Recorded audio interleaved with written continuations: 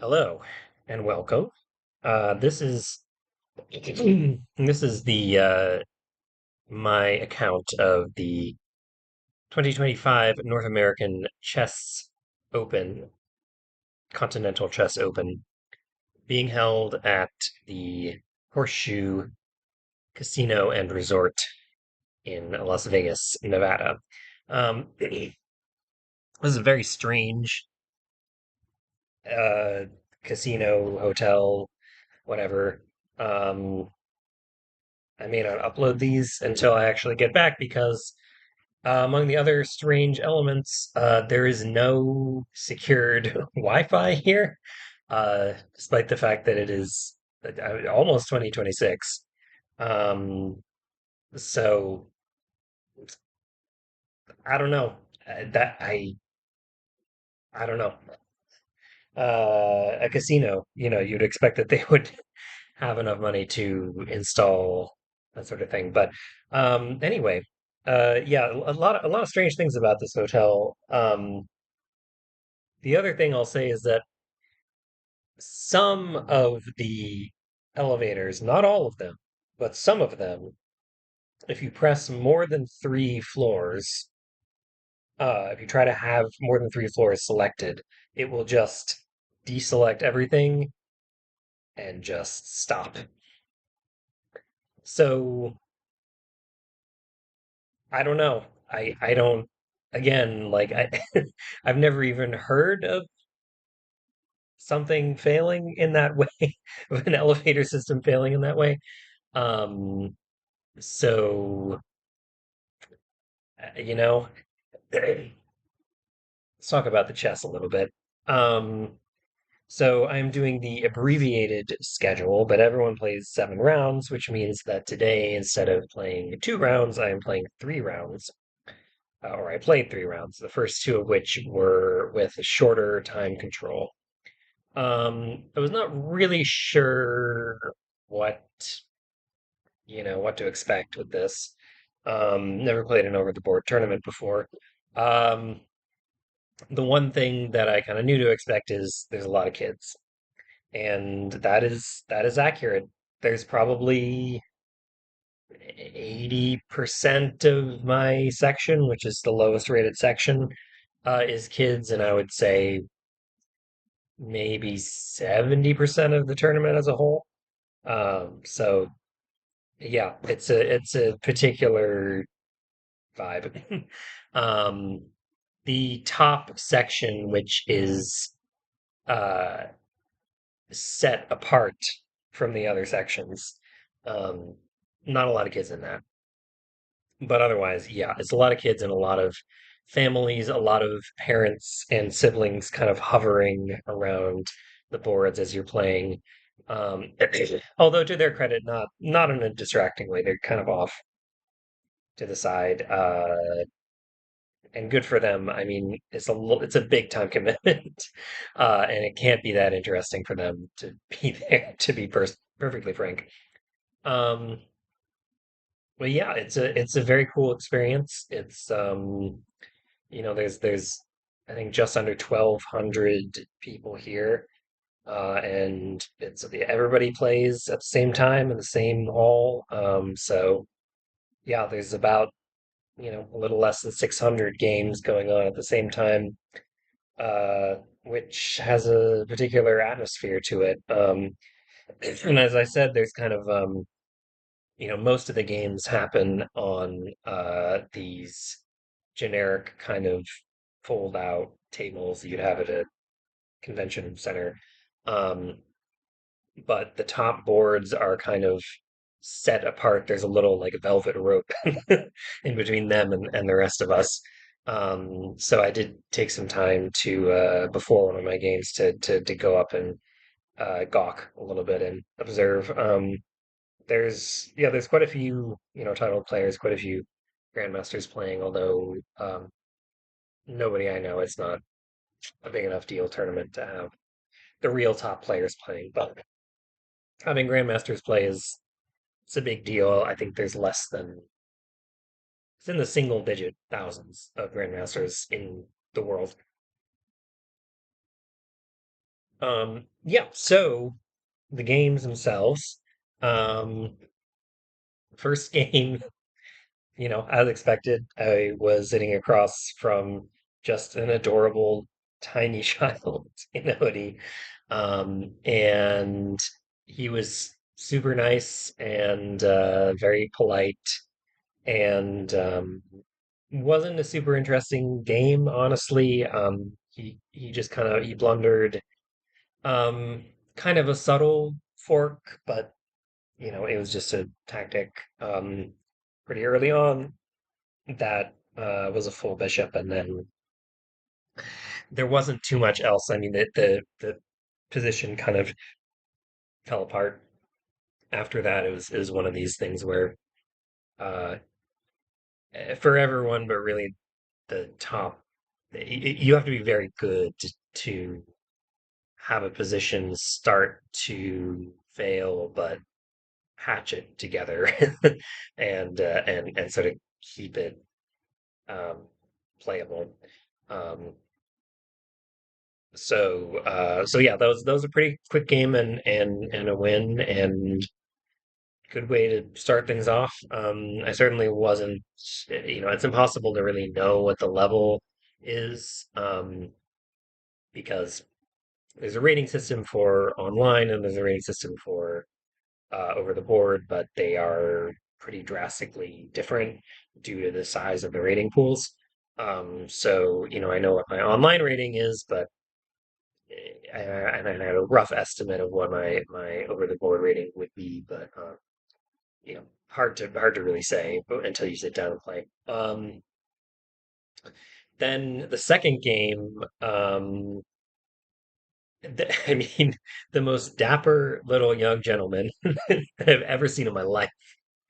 He had a mullet and and a tailored purple suit, and not like a cartoonish like Joker suit. Like it was like a very tasteful purple. It was incredible. Um, and also just super nice, very polite. He reminded me multiple times that I had forgotten to hit my clock because yeah, I got into a losing position quite quickly. It was pretty much the mirror image of the first game where I made a small mistake, and then in order to try and kind of patch that up and keep the position stable, I made a bigger mistake, and then the wheels just kind of came off, and the position fell apart very quickly. There was a little bit of tension at the very end where it seemed like it would maybe be possible to get a perpetual check, but I pretty quickly realized that was not going to be possible. So yeah, so that was the first two rounds. Third round, which is the game that I'm going to go through briefly. Um, I was jump scared by an adult man. Uh, I really did think, I mean, there's a good chance that I'll play 7 rounds in this tournament, and I'm not going to play against a single other adult. Um, but yeah, it was an older guy, and so we talked a little bit before the game. And then yeah, we played this pretty wild game that I'm gonna go through and just talk about how this was to play. Overall, I mean, these games were very intense. It's a really, it's a, it is a better quality. Honestly, it's just better quality than online chess. Um, just the amount of time that you have and the fact that you know that the other person is really committed to playing. Yeah. So we'll go through. I was playing with the black pieces here, and we'll go through without the engine evaluation because I think it really shows how different it is to look at a chess game when you have the engine versus when you're actually playing it and you don't. Um, so the beginning was pretty. Oh, and it actually is showing the evaluation, which I do not want. There we go. Uh, Pretty standard. I'm trying to just play this um, King's Indian setup in general, unless my opponent plays something pretty crazy with the white pieces, because it's not always. I mean, as you can see, the the beginning here, the engine is not super happy with it. Plus, meaning that it is better for white, and zero point 0.5 meaning it is about half a pawn. Um, but practically, it's just like a pretty easy opening to play. You don't have to memorize much. So yeah, that's what I'm going for. And there's a lot of active plans. Um, so yeah, we have Queen E2. This is a very common idea where you're going to link up the queen and the bishop over here and try to go after when I castle on the king side. Um, okay, it's still showing the evaluation. All right, we're back. And this is actually not going to show the engine evaluation.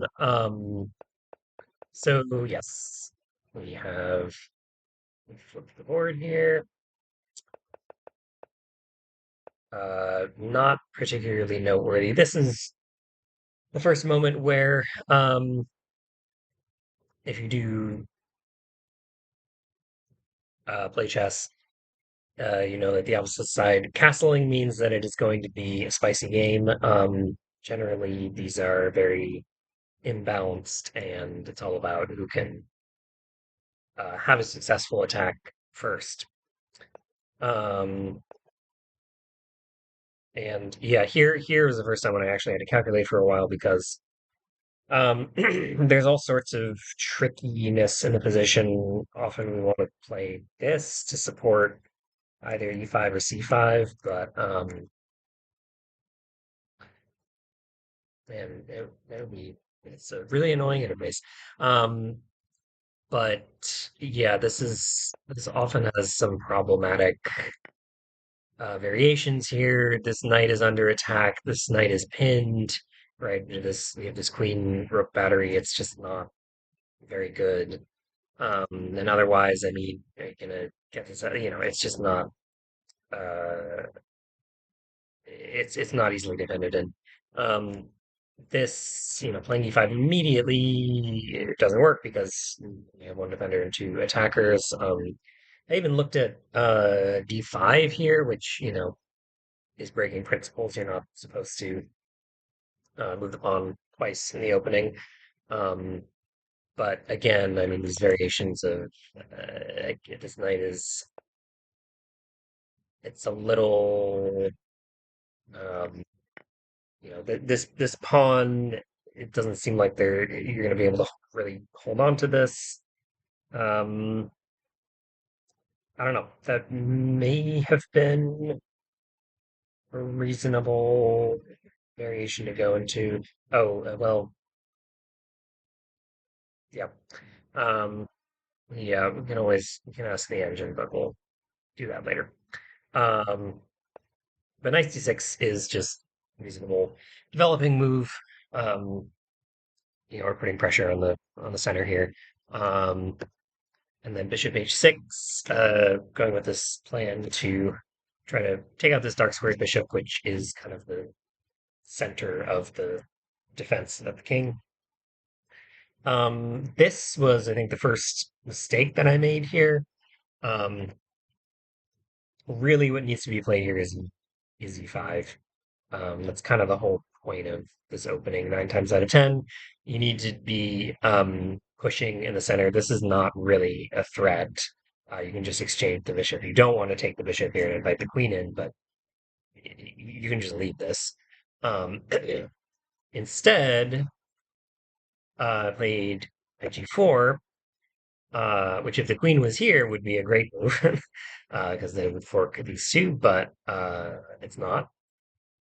My thought was, I mean, it is putting pressure here. It's forcing the queen to keep an eye on it, and if you play something, I think if you play, yeah, I mean, if you are foolish and play something like this, well, now you're losing the queen.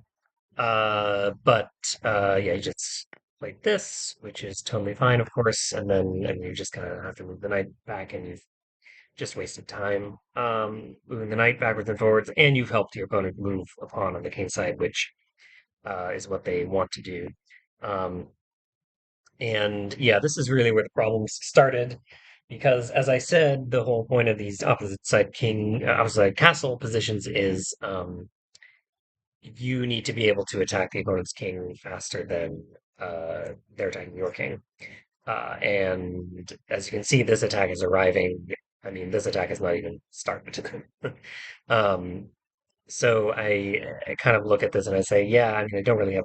I kind of have to start with a5 and eventually figure out a way to play five. It's not possible now because the knight and the bishop are covering, but um, continues with h4, which is the logical plan. And here, uh, I do finally play e5, much too late, um, hoping for some sort of uh, great uh, dissolution of uh, pieces. Something like this would be ideal for me. Yes, the knight is a little passive, but the attack here is totally neutralized. I mean, it's going to take a while to get these pieces involved. Um, but he did not fall for that. He instead closes the center with d5. That does allow me to get my knight to this nice outpost here in g4, where it is looking at this pawn, which is holding up kind of the whole kingside structure for white. Um, Here he played queen g2, and that was a bit confusing to me. I I was expecting I was expecting h5. I mean, that seems to me to be you're already pushing here, and it's not really easy to find a move for h5. You just to show, I mean, you really don't want to take because now, I mean, yeah, you don't even do that. I mean, now you just your queen is in here, your rook might sacrifice it, but um, this is really bad. If you can get the rook on this file, right? I mean, the king is under attack here. If you get the pawn here, getting the queen here is going to be mate. So you really can't take it, which is the theme with a lot of these defenses. But you can't really leave it either. If you just kind of ignore it and play, something on the queen side, um, then we have h6.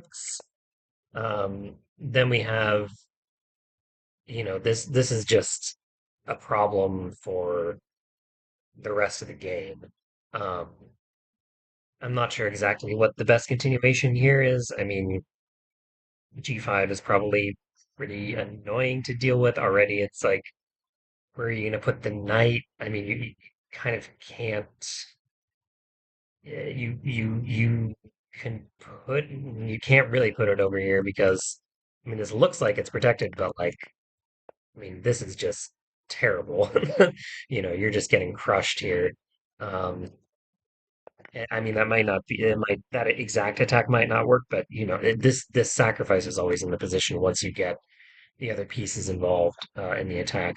Um, so So yeah, that's what I was expecting. And I saw G2, Queen G2, and I kind of thought, I think that the best move here is to probably play H6. I think it's, the engine scoffs at that.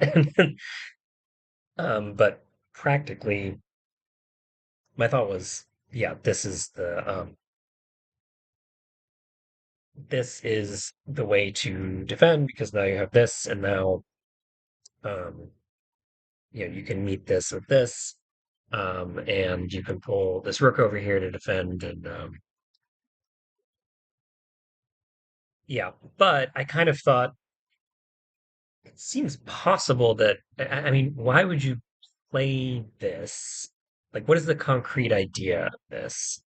And I thought it was possible that he was preparing to push this pawn, because in that case the queen would be protecting both of these, which would of course be a pretty big blunder. If you did this right, then uh, which is actually this, I think taking with the knight is the best, because now you're looking at this square, you're looking at this, this whole kind of um, this whole pawn chain is uh, is falling apart now.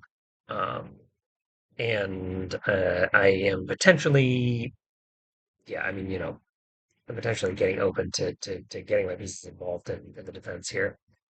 Um, so I kind of thought bishop d7.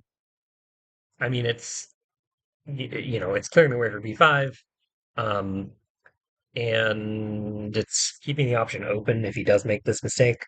Um, but he did not.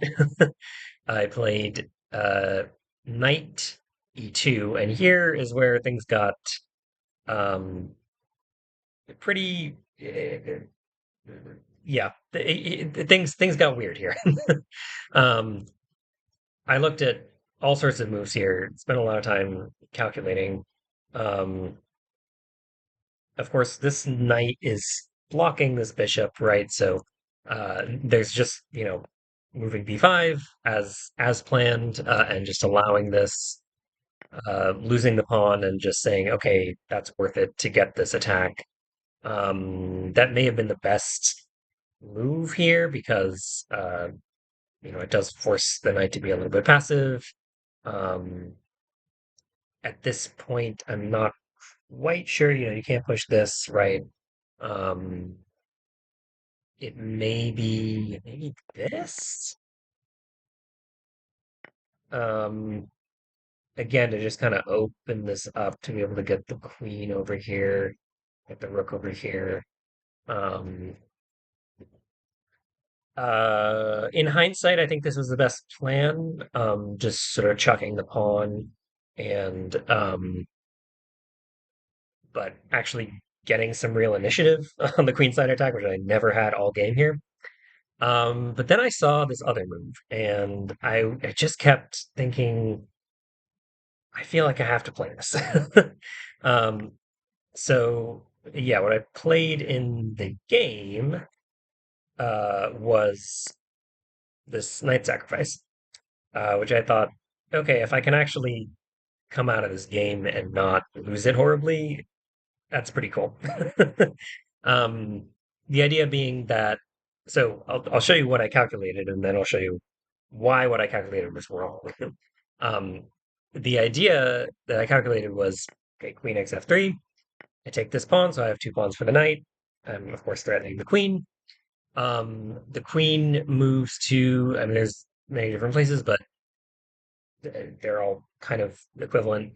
Um, I am looking to maneuver my knight over here to this nice outpost, where it's going to harass position. So I move here. He wants to dislodge this bishop, so he plays here. I then take the knight, and now he retakes the queen, at which point uh, I'm in really good shape. Um, I can take this outpost, or I can just take this pawn, because it's no longer protected by the rook.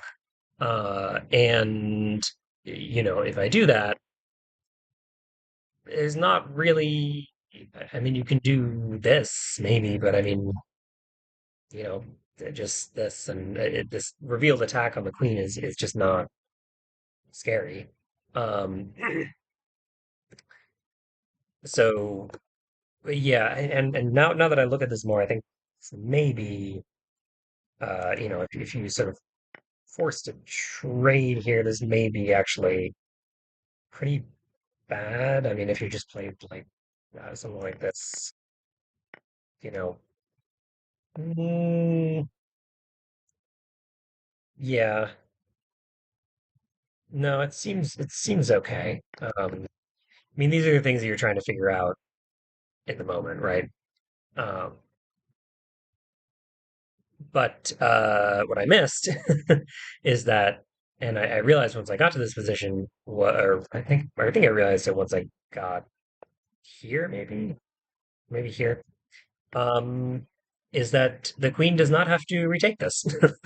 The much better move is to just take it with the knight. And so here I was like, well, that's not good. Now I can no longer take this. Now I can no longer get my knight here. And I kind of don't have anything. um, this sacrifice, it's not like I'm terrible materially. I have two calls for the knight, but it's not great. I was expecting to have a really nice positional and or material advantage because of those ideas of getting the knight here or getting the queen in with the capture of a pawn. So here I was sort of like, all right, I mean, I don't think I have anything but just, the one thing that I got out of this is that this knight is no longer protecting the b5 square. So I can finally push this much, much too late. Um, he plays, and here I think the engine will say the engine figures out a few places where there was sort of a less than ideal attack. Just for context about what is happening in real life here. Um, at this point, we've been playing for maybe an hour. Most of the games, I would say most of the game, it's an interesting sort of in the room. We're at the far end of the room. If the top boards are, all the way on one end, we're at the far end. And you can see that, because the worse you are at chess, the more likely you are to just finish a game very quickly. The ranks of the people around us have thinned considerably. I think there were I mean, it started with on our table probably 12 games. And at this point, I think there were two others that were still going. Um, and at some point, I don't know if it was this or something, at some point, this guy actually leans over during the game and says, like, this is a really interesting game, which was like, you're not really supposed to do that. But I just thought that was very funny. I totally agreed. I mean, it's like a very unbalanced, very sharp game. But the whole time, I mean, you would much rather be playing with white here. You have to be so, so careful not to immediately lose with black. But yeah, I thought this was very funny. Also, the little kid who played the first round against me, he was sitting right next to me. Um, and he won his game, which was very, very exciting. I was excited for him. But anyway, so so here I'm like, well, all right, I'm just gonna defend and try not to lose immediately. That's basically all I've got. Um, and I'm very tired because I've already played about 3 hours of chess that day. Um, so here, yeah, I'm just gonna pull the knight back, defend. Here I've at least got an attack on both of these. I was kind of expecting something like this, you know, pulling the rooks over, etc. Um, but he just went for the attack, which I think was probably reasonable. I spent some time here and I thought, I am down material. I don't think this loses immediately, so I just took the free pawn. Um, now he plays queen f3, moved right back to queen to f6. Probably felt like half of my moves this game were knight moves. Um, and then pushes h5. And here, yeah, things are very tense. I was looking at h6 again. Um, but I just kept on running into, variations of this where there's just so much pressure on this. and it's so easy to bring more pressure. Um, and it's not easily defended with the king here, right? I mean, this rook is not helping. This other rook is not helping. Um, so instead, I play king eight, h8 to try and get just get out of this pin. Although, of course, this is another pin. It's just a different pin. Um, trade the pawns, and now again, I mean, it's like this is killer, right? I mean, this you cannot. This pawn is pinned, so you cannot recapture that. It's not actually defended. He plays bishop e6, which is just a miserable move. This is whenever you have this kind of situation where you have an enemy piece and they're controlling so much space, but you also can't get them out because they're protected and this pawn, I did feel like at some point, I was going to have to challenge this, but even then, I mean, you can defend it in other ways. Um, uh, but yeah, so here, right, so here this tactic becomes possible. Um, or sorry, not that tactic. Why did I play this? I think,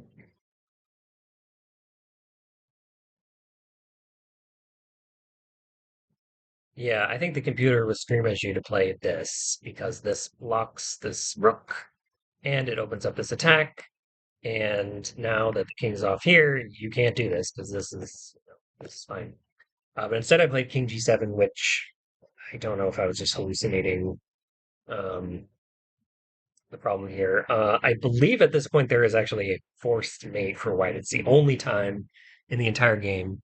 Um, and yeah, I doubt I will be able to. I mean, or maybe it's after the knight gets taken. But anyway, at some point in this game, the entire game, if you run the evaluation, it is like +2 to +4 um, for white. And then in one moment it's suddenly forced mate.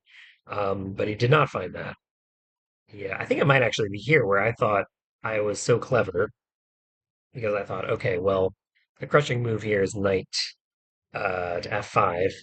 Um, and again, we have this pin. Uh, if I play some waiting move, um, we have this. The king has one legal move. Um, and then uh, what was the follow up I was looking at here? I think maybe this. Um, yeah, I mean that looks like it's crushing because I mean you can't defend this knight, right? You can't move the rook here. You can't move the queen here. You can't move the queen here. Um, and yeah, I mean you're just gonna get destroyed on here. um, yeah. After too much analyzing today, I don't know if this is actually the right move. Yeah, I'm curious now. Well, yeah, turn on the engine a bit, but um, yeah. So I played this thinking, okay, at least I'm defending this square. And then he played this, which I felt like was okay. That's not great, but it's not as crushing as going here, um, because uh, when I get over here, right, this knight doesn't really have anywhere useful to go. Can't go here, and if it goes here, it's just kind of getting in the way. Um, here, yeah. So here, I mean, he's just going for a very straightforward, getting it out of the view of the rook, and going for a very straightforward attack down the H file. Um, but it's at this point where I started to have some hope that I would actually be able to draw this, um, because it's kind of hard to figure out. the plan of attack for white. You can't really you can't check the king directly. I mean, except here, but that's not a useful check. Um, and white is seemingly always just in time. Again, if I play some kind of waiting move here and then so we're threatening mate here, but I can do this. Move back here to control this. Um, and but it's not, you need to add another rook here, and then I can push this, right? And I can defend here. Um, it seems like you're always just barely have enough resources to fend off the attack. Um, and of course, this check is always unavailable because these rooks are always here. At least one of them is. Um, so here I played rook g8, just trying to get a pair of rooks off the board. I played bishop back to e6, which is very reasonable, getting it back into this very annoying position. I exchanged the rooks, and then I played queen f6, trying to get this active, trying to just keep an eye on this bishop in case I ever challenge the pawn. Um, but also I'm available to protect this pawn or potentially this pawn.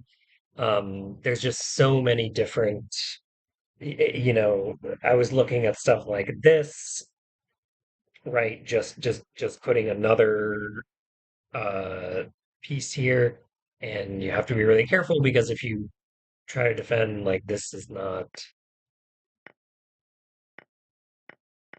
uh, wait, something. uh, I think, yeah, that defense does work. I was looking at this, which also works. Um, this doesn't end up actually um, amounting to anything, I don't think. Um, but yeah, just to give you an idea of like how unstable this position is, one of the things I was looking at after this move was how can I force a queen trade? And I was thinking, okay, well, if I get my rook here, and now if they play, you know, um, if they play, for example, the rook here, uh, then what I can do is I can sort of force, this king move is forced. Then I can go over here. Oh, actually, if the rook is there, then this is actually not that bad of an idea. Um, but I mean, suppose we do something like, yeah, it's, uh, try to mobilize these pawns, for example. Um, right. I was thinking like, okay, in some situations I might be able to do this, and now I'm forcing a queen trade, but this is mate. Um, and it's just easy to miss those sorts of things. I mean, you're seeing even here, there's a lot of things calculated where you look at it and you think, at first you think, oh, this is a uh, unstoppable attack, and then it isn't actually. Um,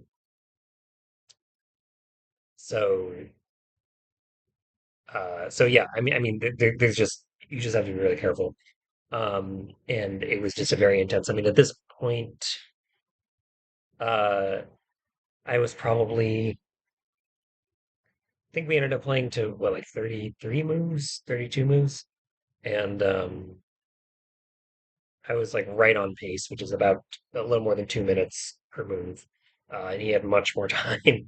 Um, but yeah, it was just like every single move, like looking at multiple moves which at least look like they could end in checkmate, even if, after the fact you look at it and actually there's a defensive resource or actually the attack doesn't work. Just under pressure constantly the whole game. Um, but yeah, here it took some solace because it felt like he took a long time looking at this, and I think it felt to me like he was looking for what's the killer move here? And it seemed like he was frustrated when he did not find it and was just like, okay, I guess I just have to take this pawn. So yeah, I play rook f8. It's kind of the move you have to play here. Just like linking these guys up. And then queen g5, I was surprised by. Um, I was looking for like, is there some kind of trick to this? And then I was like, it doesn't seem like there is. So it just seemed like a very straightforward queen exchange. Um, and after this, he offered a draw, and I very gladly took it because now it had been about 2.5 hours of this game. It just like the intensity of the calculation and the playing when you are constantly under pressure like this is a lot. And it was really only near the end there where I felt like there was a reasonable chance that I could actually draw the position. Um, so, yeah, I was very happy that I managed to essentially wear him down. Like, I'm some sort of protagonist in like a romantic comedy. I think it was basically just like he just couldn't, he didn't want to continue playing. Um, but I think we agreed it was a very fun and interesting game. And that being said, I think it's interesting to look at the engine evaluation here, which tells a very different story. So already by knight c6, it says that there's a fairly major advantage for white. Um, and it agrees with me that this knight g4 is a terrible idea. I think that we can kind of turn on, yeah. Um, so yeah, e5. I was kind of happy to see this. Like, okay, my instinct was right after the fact that e5 was like the necessary move to play here. Um, but yeah, this real bad. Um, and yeah, just keeps getting worse pretty much. I think, yeah, I mean this makes sense. Um, yeah, this also a kind of a validating mode for the engine where I felt like this is clearly the right move. Um, and I was very confused by Queen G2, and the engine is also very confused by Queen G2. Um, and then yeah, Bishop G7. And here, of course, the engine hates this sacrifice, which is reasonable. It's just not a sound sacrifice. But yeah, just like a lot of games, the engine the whole time is sitting there saying, "What are you doing?" On both sides. On my side, saying, "What are you doing?" Because I'm just down. I'm just this is a worse position for me the entire game. And for him, because this was very convertible at different times, right? There were kind of killer moves that he thankfully just missed. Um, yeah, I think where was the yeah, this was where was the forced mate? Let me just end there. Yeah, so this move, which I don't even remember why I played it, is unsurprisingly a terrible move. Um, and then, yes, this is the point where there is a mate in six, which we might as well just show that for entertainment's sake. Where are we? Yeah, so sacrificing knight, and then just brutal, just absolutely brutal. Um, so yeah, so that was the one position where there was force mate, but not particularly easy to see. You have to see this rook sacrifice, which both of us just missed. Um, but yeah, the engine is. I mean, agreeing that this is a miserable position. It does not agree with my hopefulness in this position. Um, It just thinks that there's basically no way to defend this if the optimal moves are made. And even here, it's saying, okay, you have uh, two pawns for the bishop, but um, in the end game, the king position is so important, and the king can just be locked out by the bishop and the rook, or the bishop will come over here and just not allowed to participate. And that's why this is just not, uh, if played correctly, there's just there's no way like this is completely winning for white actually. But yeah, neither of us saw that in the moment, and we agreed to a draw, which I think that's the difference between the theory of chess and the practicality. Um, so I'll leave it there, but a very exciting game. I'd say I think we might have been the last people in the section, or the second to last people to finish. Um, yeah, stressful but fun. Um, it really does focus you when you have to just you have to be so on point. You have to be um, thinking creatively all the time to try to find the right defensive resources, but you also have to um, avoid, you know, it's just one mistake. It's just one mistake, and then you're done, right? So that's all for day one. We'll see how it goes in day two. But 1.5 points out of three so far.